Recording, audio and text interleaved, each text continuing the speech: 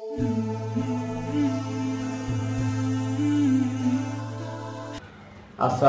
আলাইকুম ওয়া রাহমাতুল্লাহ।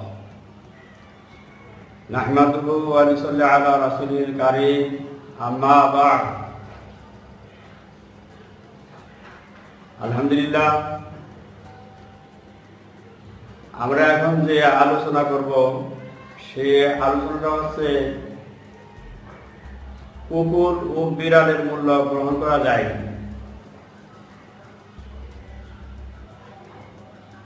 এ বিষয়ে প্রশ্ন হচ্ছে,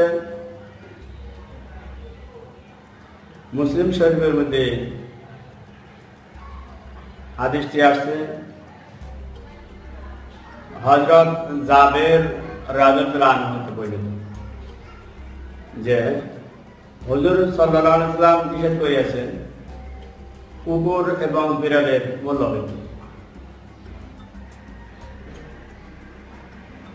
আমরা মুসলমান, আমরা ইমানদার, আমরা আল্লাহতে বিশ্বাসী, সেজন্য তো আমরা ইমানদার। আমরা কুরআন হাদিস, আল্লাহর হাবিব সাল্লাল্লাহু আলাইহি ওয়াসাল্লাম বলেছেন, সবচেয়ে শ্রেষ্ঠ কথা, সত্য কথা, সত্য বাণী হলো কুরআন, এবং তারপরে সত্য কথা হলো, শ্রেষ্ঠ কথা হলো হাদিস, আল্লাহর নবীর হাদিস। তো এই সম্পর্কে আমাদের অবশ্যই হালাল পথে চলতে হবে, হালাল খাবার খেতে হবে, হালাল জন্তু, হালাল পাখি এবং হারাম যেগুলো আছে সেগুলো আমাদের অবশ্যই এমন এতটুকু এলেম জানতে থাকা দরকার, যতটুকু এলেমের দ্বারা আমরা মুসলমান ইমানদার হারাম এবং হালাল থেকে বেঁচে থাকবো, হারাম থেকে বেঁচে থাকবো এবং হালাল আমরা খাবো। এই সম্পর্কে আল্লাহ রাব্বুল আলামিন পাক কোরআনে আমভাবে সমস্ত মানুষকে বলে দিয়েছে।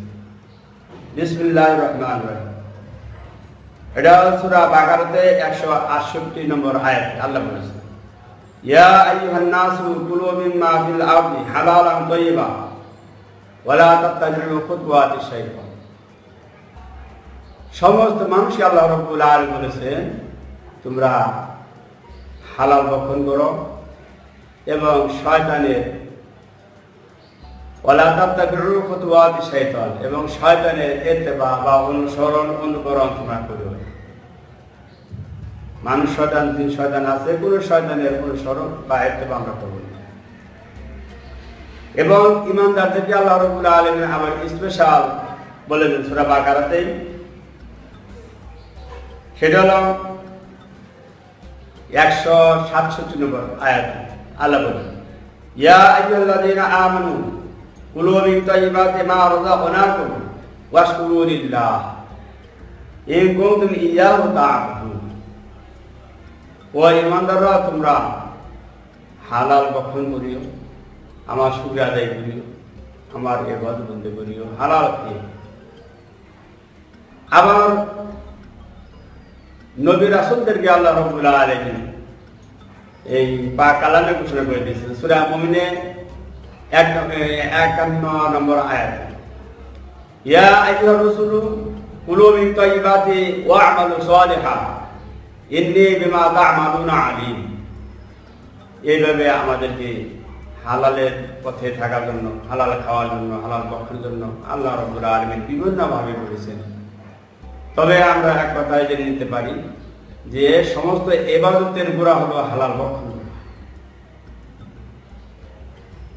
যে বিষয়ে আলোচনা হলো সেই বিষয়ে এখনই সমাপ্তি করছি।